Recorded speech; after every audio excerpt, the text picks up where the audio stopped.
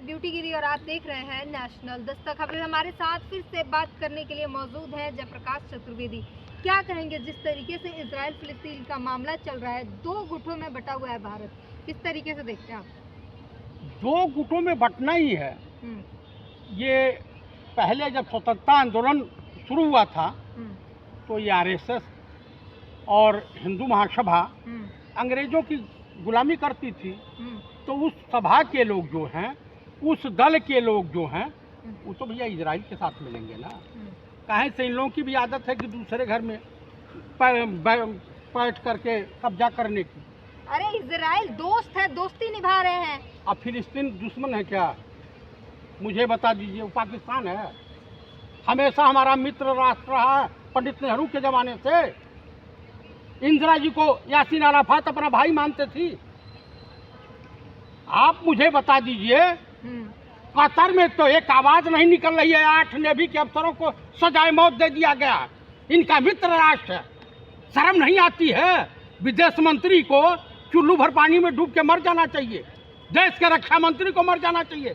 Israel के लिए जासूसी का आरोप है, यानी ये जो है सरकार के अधिकारी इजराइल के लिए जासूसी करते हैं, वो मोसाद के हैं। गजब की है, आप अपने लोगों की को बचा नहीं सकते हो और भाषण दिए जा रहे हो कि हम इजराइल के साथ हैं। कह रहे हम बचा लेंगे, हम इंटरनेशनल कोर्ट तक जाएंगे अपने सैनिकों के लिए। कितने लोगों को पाकिस्तान के जेलों से छुड़ा के लाए हैं पहले बताते हैं। 9.5 साल में कितने लोगों को लाए हैं ये मुझे बता दीजिए। आप बता दीजिए, देश में बेटी पैदा हो रही थी, बेटे के चक्कर में जीएसटी पैदा हो गई और उसके बाद जो है बेरोजगारी पैदा हो गई, भूखमरी पैदा हो गई, गरीबी पैदा हो गई, नोटबंदी पैदा हो गई, लेकिन विकास आज तक पैदा नहीं हुआ। बेटा ही आप कोई भूखमरी नहीं है। स्मृति ईरानी कह रही है कि हमने फोन करके पूछा, कोई भूखा नहीं सोता है, सब खा के सोते हैं। सब झूठी रिपोर्ट है, बदनाम कर रहे हैं आप लोग। कभी उन्होंने मेरे पास फ़ोन किया? आप भूखे सोते हैं? मान लीजिए हम भूखे सो गए हों तो मुझसे जानकारी हासिल की। आप बताइए, उन्होंने मेरे पास फ़ोन किया। इस देश में ऐसी भी महिलाएं हैं कि मजबूरी में किसी सहेली ने किसी सहेली की मदद की, वो महिला उसके घर पे ही कब्जा कर लिया। सेम इजराइल वाली स्थिति यही है। फिलिस्तीन ने मदद किया जब हिटलर ताड़ा जर्मनी से और तमाम विश्व से, विश्व युद्ध, द्वितीय विश्व युद्ध के दौरान, तो फिलिस्तीन के नागरिकों ने इनकी मजबूरी पे तरस खा करके जगह दिया। आज उन्हीं के काल दुश्मन बन गए हैं।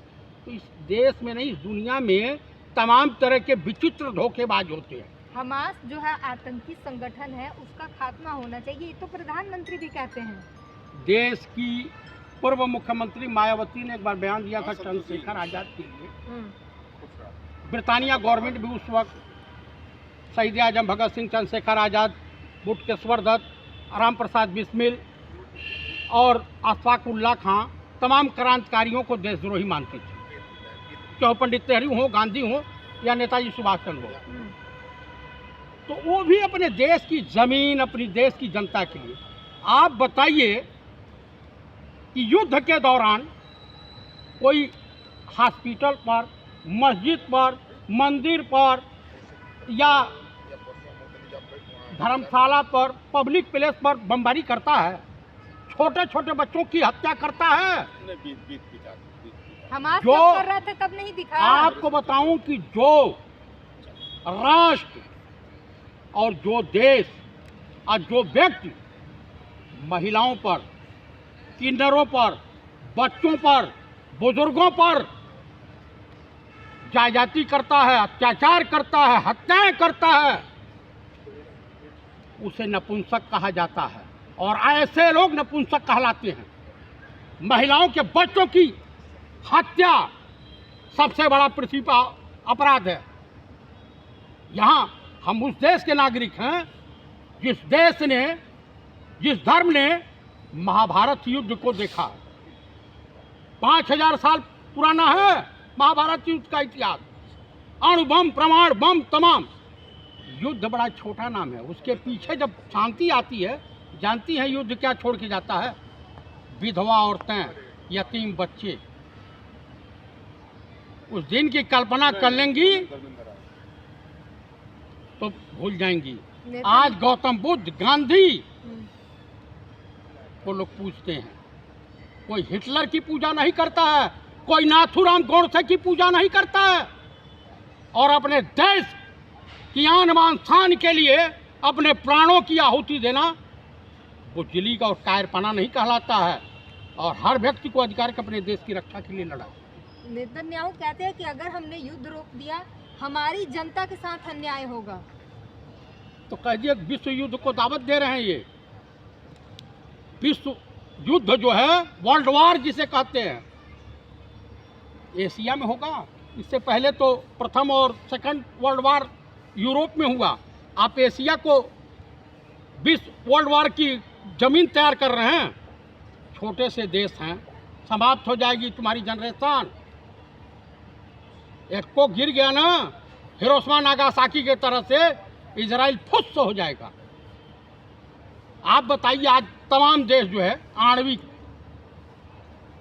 वहाँ बच्चे यतीम पैदा होने लगेंगे, लंगड़े विकलांग पैदा होने लगेंगे। तो कृपया शांति की मैं आपके चैनल के मार्फत पूरे विश्व के नेताओं से हाथ जोड़ के प्रार्थना करता हूँ कि आप लोग गांधी, गौतम बुद्धा, पंडित नेहरू के बताए मार्गों का अनुसरण कीजिए और शांति की अपील कीजिए।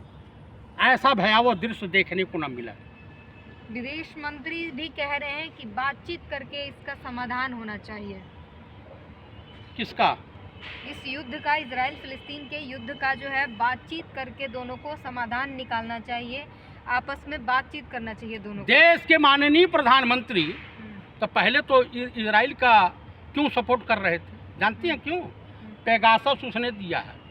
और अभी तो मार्केट में चर्चा हो रही थी, मार्केट में लोग आपस में मीटिंग कर रहे थे, बता रहे थे, मैं चर्चा सुना आम पब्लिक की, कि ईवीएम हैक करने का भी कोई जरिया इजराइल तैयार किया है, इसलिए इजराइल के प्रति बहुत ज़्यादा लालायित रहते हैं माने प्रधानमंत्री राजा बाबू भारत के।